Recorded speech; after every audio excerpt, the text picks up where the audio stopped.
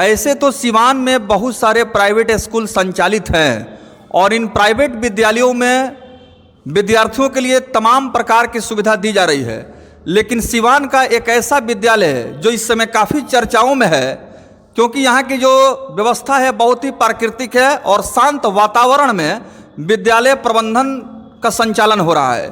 और इस विद्यालय प्रबंधन के जो व्यवस्थापक हैं वे लोग बिहार संदेश न्यूज के माध्यम से जुड़ रहे हैं। सबसे पहले हम इनको शुभकामना देंगे कि इन्होंने समाज के विकास के लिए एक बहुत बड़ा बीड़ा उठाया है और एक बहुत ही शानदार पहल और प्रयास किया है।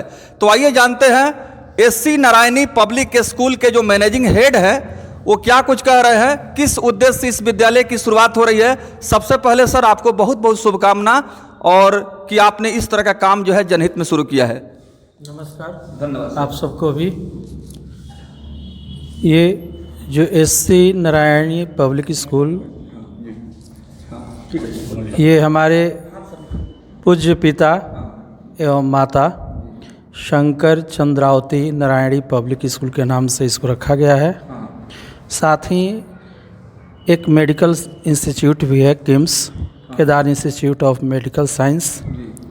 इसका मेन उद्देश्य है कि समाज में जो बच्चे समाज के बढ़ाने वाले हैं, कर्णधार हैं, वो आगे चल कर के अपनी संस्कार को भूले नहीं। इस उद्देश्य से नर्सरी से इस संस्था की शुरुआत की गई है कि जो बच्चे जिस धर्म से जुड़े हुए हैं वो संस्कार नहीं भूलें। हम लोग चूँकि हिंदू और सनातन धर्म के हैं, तो ये सोच है कि बच्चों को शुरू से ही जब वो थोड़ा थोड़ा मैच्योर्ड हों तो वैदिक शिक्षा के माध्यम से जो हम लोग की संस्कृति लोप हो रही है वो बच्चे उस संस्कृति के बारे में समझें और समाज में एक संदेश दें कि हमारा संस्कार जो है, हमारी जो धर्म है जो लोप के प्रति जा रही है, तो वैदिक चीज़ भी कुछ है, सनातन धर्म भी कुछ है, और भी इसके साथ जो अलग धर्म हैं उनसे भी वो लोग अपना व्यवहार सौहार्दपूर्ण बनाए रखें, उनकी भी रक्षा करें। क्योंकि जिस व्यक्ति के पास ज्ञान होगा वही व्यक्ति जो है समाज में एक अच्छा निर्णायक निर्णय लेगा और हर धर्म के प्रति वह काम करेगा।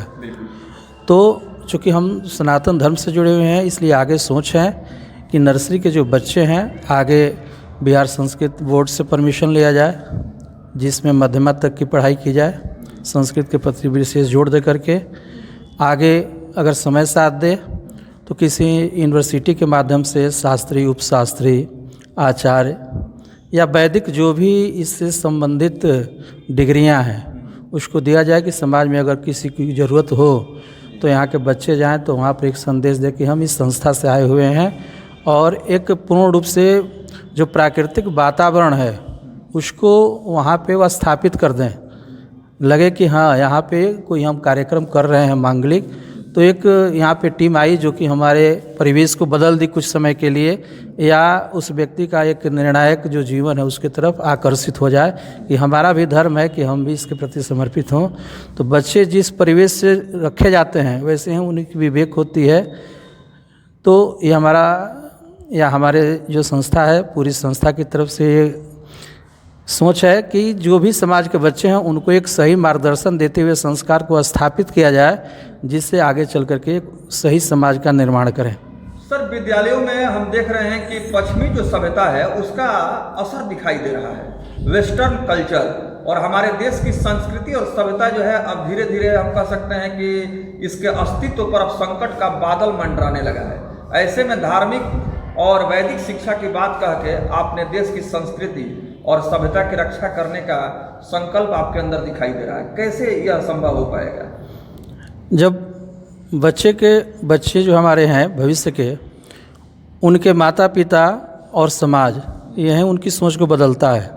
जिस तरह से उनके माता पिता उनकी संस्कार को देंगे, व्यवहार अपनाएंगे, समाज में जैसे जैसे वो प्रौढ़ होंगे, समाज के लोग जैसे उस व्यवहार को अपनाएंगे, बच्चे उसी के तरफ मूव करते हैं। तो प्रथम जो चीज़ है वो तो माँ बाप का है, माता पिता का है। लेकिन हमारे संस्था से अगर बच्चे नर्सरी से आते हैं तो उसी समय से हम लोग जो हमारी धर्म है, सनातन धर्म, जो वैदिक चीज़ है, उनके दिमाग में ये धीरे धीरे हम लोग रखने का प्रयास करेंगे कि वो एक वैदिक की तरफ उनकी सोच जाए, आगे चल कर के वो एक सही समाज का निर्माण कर सकें। तो ये हम लोग का अथक प्रयास रहेगा कि वो बच्चे जो है वैदिक की तरफ जाएं, धर्म की तरफ जाएं और दूसरे धर्म का भी साथ साथ आदर करें। ये नहीं कि इस धर्म में आ गए तो दूसरे धर्म का अनादर हो, उसकी कोई अवहेलना हो, ऐसी कोई हम लोग उन लोगों को उनके दिमाग के अंदर इस चीज़ को भरेंगे नहीं या देंगे नहीं। सारे धर्म की रक्षा करेंगे, ऐसा हम लोग उस बच्चों को दिया जाएगा। साथ साथ वृद्धाश्रम की जो बात हमने पूर्व कही है, तो वृद्धाश्रम में वैसे व्यक्ति जो समाज से तिरस्कारित हैं, गरीब हो या अमीर हो, जिनके बच्चे उनको तिरस्कार कर चुके हैं, उनसे संबंध नहीं रखते हैं, वैसे व्यक्ति को हम लोग ला करके उनकी यथासंभव सेवा किया जाएगा या उनकी जीवन की जो बाकी उम्र है उनको सुख शांति की तरफ ले जाया जाएगा कि ये नहीं लगे कि हमारा जो जीवन है मनुष्य का वो हमने लेकर के पाप किया। क्योंकि बच्चे जो हैं आजकल मॉडर्न की तरफ जा रहे हैं, लेकिन अपने माता पिता या रिलेटिव जो भी उनके हैं उनको उनकी जो सेवा है, उनकी जो उचित चीज़ है वो दे नहीं पाते हैं। तो ये संस्था का रहेगा वृद्धाश्रम का कि वैसे व्यक्ति जो उसके माता पिता को बच्चे छोड़ चुके हैं या लगाव नहीं रखते हैं, वैसे व्यक्ति को हम वो संस्था में रह करके उनकी परवरिश करें, आगे उनकी ज़रूरतों को दें, चिकित्सा शिक्षा जो भी उनकी है या जो भी उनका जिससे आत्मा की शांति हो वैसा व्यवस्था करने का प्रयास किया जाएगा। स्कूल में एडमिशन की प्रक्रिया कब शुरू हो जाएगी? अगर कोई गार्जियन आपके इस स्कूल में अपने बच्चों का एडमिशन कराना चाहता है तो कब से इसकी शुरुआत हो जाएगी? अभी निःशुल्क इसका प्रारंभ हुआ है ऑन पेपर, लेकिन विधिवत 16 मार्च से इसको हम लोग पूर्ण रूप से क्लास का सुचारू रूप से संचालन करेंगे। लेकिन ऑन पेपर अभी एडमिशन शुरू की गई है, जो एडमिशन निःशुल्क है। बाकी जो ज़रूरत जैसे है वैसा उस नॉमिनल जो न्यूनतम जो राशि है वो लेकर के इसका एडमिशन हो रहा है, लेकिन विधिवत जो क्लास का शुभारंभ होगा 16 मार्च से होगा।